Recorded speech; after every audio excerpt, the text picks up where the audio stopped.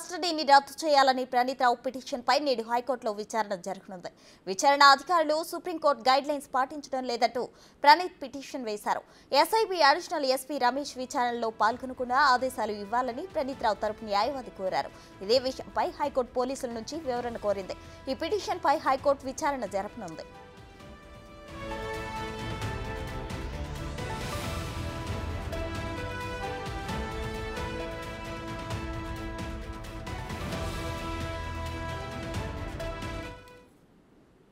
ఇదే అంశానికి సంబంధించి పూర్తి సమాచారం మా ప్రతినిధి రానా అందించడానికి సిద్ధంగా ఉన్నారు. రానా, చెప్పండి, కస్టడీని రద్దు చేయాలని ప్రణీత్ రావు పిటిషన్ దాఖలు చేసినట్లు తెలిసింది. దీనికి సంబంధించిన అప్డేట్స్ ఏంటి?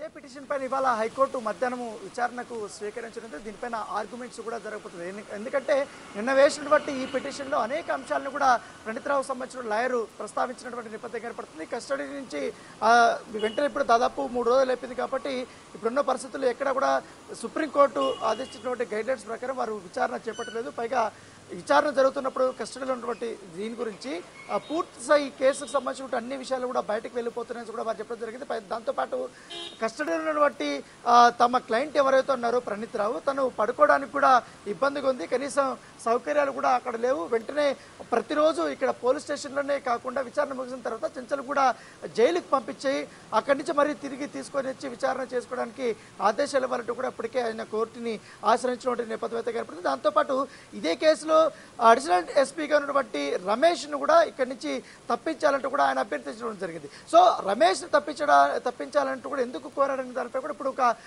మీమాంసగా ఉన్నటువంటి నేపథ్యం అయితే కనపడుతుంది. ఇప్పటికే నిన్న నుంచి కూడా అనేక రకాల వార్తలు వచ్చాయి. ఎందుకంటే తాను డిస్ట్రాయ్ చేసినటువంటి ఏదైతే హార్డ్ డిస్క్లు ఉన్నాయో హార్డ్ డిస్క్లు ఇక్కడ వికారాబాద్లో అడవుల్లో వేసేసారని కొంతమంది చెప్తున్నారు. తర్వాత మరో ఇంకో ప్లేస్లో కూడా ఇవేదైతే ఎలక్ట్రానిక్ కట్టర్స్ తీసుకొని వచ్చి ముక్కలుగా చేసి వాటిని పారవేశారనేసి కూడా పోలీసులు చెప్పినట్టుగా మనకు సమాచారం ఉంది. సో దానికి కూడా ఇప్పటికీ ఆ ప్లేసులకు వెళ్ళి ఆ పోలీసులు చెక్ చేసినటువంటి నేపథ్యం అయితే కనపడుతుంది. అయితే ప్రణీత్ రావుకు సంబంధించినటువంటి మొబైల్ ఫోన్ కానీ అలాగే ల్యాప్టాప్లు కానీ అవన్నీ కూడా చెక్ చేసిన తర్వాత ఆయన వాట్సాప్ అన్ని చెక్ చేసిన తర్వాత ఈయన రెగ్యులర్గా ఎవరితో మాట్లాడారన్న దానిపై కూడా పూర్తిగా ఆ డేటాను రిట్రైవ్ చేశారు. కాబట్టి దాని తగ్గట్టుగా నిన్న విచారణ చేశారు.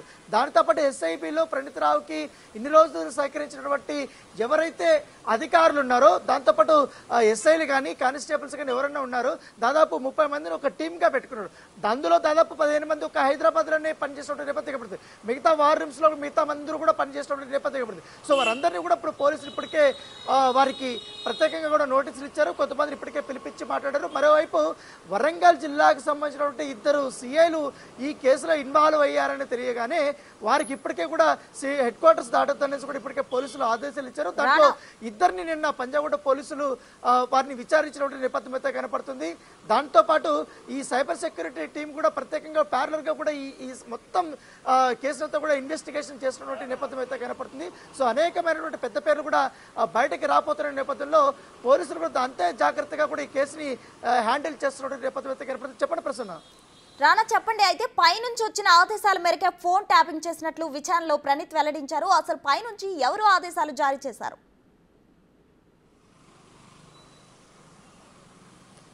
ప్రణీత్ రావుని అదుపులోకి తీసుకున్నప్పుడు అదే మాట చెప్పాడు. తర్వాత రిమాండ్కి పంపించి కస్టడీలోకి తీసుకున్న తర్వాత మొదటి రోజు నుంచి ఇప్పటి వరకు అదే మాట చెప్తున్నాడు అంటాడు. కానీ తనకు సహకరించినటువంటి అధికారులు ఎవరు, తనకు ఆదేశాలు ఇచ్చినటువంటి రాజకీయ నాయకులు ఎవరనేది కూడా కొన్ని పేర్లు అనేది కూడా ఆయన డిస్క్లోజ్ చేశారు. ప్రస్తుతానికి ఆ పేర్లను బయట పెట్టడం మంచిది కాదంటే కూడా పోలీసులు చెప్తున్న నేపథ్యం ఏర్పడుతుంది. ఖచ్చితంగా కూడా వారందరూ కూడా పై స్థాయి వ్యక్తులు, వారి పేర్లు బయటకు వస్తే వారందరూ కూడా జాగ్రత్తగా ఉండిపోయి మిగతా సంబంధించిన ఎవిడెన్స్లతో కూడా వాళ్ళు డిస్ట్రాయ్ చేసే అవకాశం ఉంది. ఈ కేసుని వారు ఇన్ఫ్లుయెన్స్ చేసే అవకాశాలు ఎక్కువగా ఉన్నాయి. కాబట్టి పూర్తిగా ప్రాథమిక స్థాయి నుంచి ఒక్కొక్క స్టెప్ తీసుకుంటూ కూడా అనేక రకాలుగా కూడా ఎవిడెన్స్ని మేము కలెక్ట్ చేశాం. కాబట్టి ఖచ్చితంగా ఈ కస్టడీ ముగిసే లోపల ఆ పెద్ద వ్యక్తులకు కూడా మేము నోటీసులు ఇచ్చాం. కొంతమందికి వారిని కూడా మేము విచారణకు పిలిపిస్తాం. అప్పుడు వారి నుంచి కూడా తన ఏదైతే ప్రణీత్ రావు ఇచ్చినటువంటి స్టేట్మెంట్ ప్రకారము తను చెప్తున్నటువంటి మాటల ప్రకారం వారిని కూడా మేము క్వశ్చన్ చేస్తాం.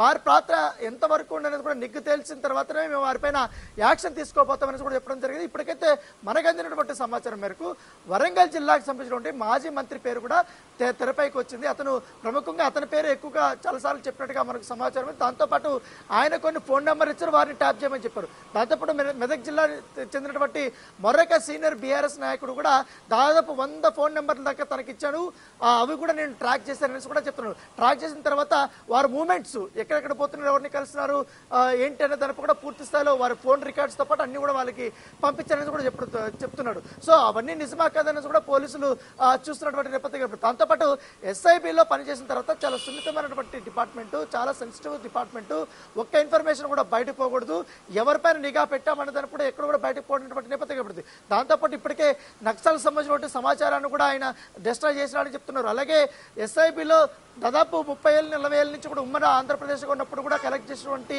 ఏదైతే డేటా ఉందో ఆ డేటా సెన్సిటివ్ డేటాను కూడా తన పర్సనల్ హార్డ్ డ్రైవ్లో ఆయన సేవ్ చేసుకోవడం, తర్వాత పాత హార్డ్ డిస్కులను తీసేసి ఆ ప్లేస్లో కొత్త హార్డ్ డిస్కుల్ని రీప్లేస్ చేయడం, ఇలాంటి అనేక నేరాలు చేయడం, తర్వాత ఉన్నటువంటి 47 కంప్యూటర్లు డిస్ట్రాయ్ చేయడము, హార్డ్ డిస్కులు డిస్ట్రాయ్ చేయడము, ఏకంగా ఎలక్ట్రానిక్ ఇది తీసుకొని కట్టర్ తీసుకొచ్చి వాటి పీసులుగా తీసి పారేసిన నేపథ్యం. ఇలాగ అనేకమైనటువంటి అంశాలను కూడా పోలీసులకి వెలుగులోకి వచ్చాయి కాబట్టి వారు బయటకు తీసుకొచ్చారు. కాబట్టి ప్రస్తుతం అతనికి సహకరించినటువంటి వ్యక్తులపైన పూర్తి స్థాయిలో వారు దృష్టి పెట్టారు.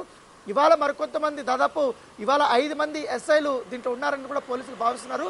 దాంట్లో 4 పేర్లు ప్రణీత్రావు చెప్పారు కాబట్టి వారిని కూడా విచారణకు పిలిపించి మాట్లాడే అవకాశం ఉన్నట్టుగా మనకు సమాచారం ఉంది. అయితే మధ్యాహ్నం ఈ కస్టడీ పిటిషన్పై హైకోర్టులో విచారణ జరుగుతుంది కాబట్టి అతనికి ఊరట లభిస్తుందా లేదా అనేది ఒక క్వశ్చన్ మార్క్. ఒకవేళ ఊరట లభిస్తే మాత్రం ఈ కేసులో మరొక స్టెప్ తీసుకునే అవకాశం ఉంది పోలీసులు. ఎందుకంటే ఆల్రెడీ కలెక్ట్ చేసిన ఎవిడెన్స్ల ప్రకారం మిగతా వ్యక్తులను కూడా అదుపులోకి తీసుకుని పూర్తి స్థాయిలో వారిని కూడా విచారించి ఈ కేసుని మరో స్థాయికి తీసుకెళ్ళడానికి కూడా వారు ప్రయత్నిస్తారు. కేవలం ప్రణీత్రావుతోనే ఈ కేసు అయిపోలేదు, చాలా పెద్ద తలకాయలు ఉన్నాయి. పైగా వారందరూ కూడా ఇన్వాల్వ్మెంట్ చాలా గట్టిగానే ఉంది కాబట్టి వీరు ఎందుకు చేయాల్సి వచ్చింది అన్న దానిపై కూడా పూర్తి స్థాయిలో సమాచారం తీసుకోవాలి. ఈ కేసుని అనేక కోణాల్లో కూడా మేము విచారించాలనేసి కూడా పోలీసులు భావిస్తున్నటువంటి నేపథ్యం కూడా. ప్రస్తుతం అయితే మనం ఉన్నటువంటి ఈ యొక్క బంజారా హిల్స్ పోలీస్ స్టేషన్లోనే ప్రణీత్రావు గత 4 రోజుల నుంచి కూడా ఆయన ఇక్కడే ఉంటున్నారు.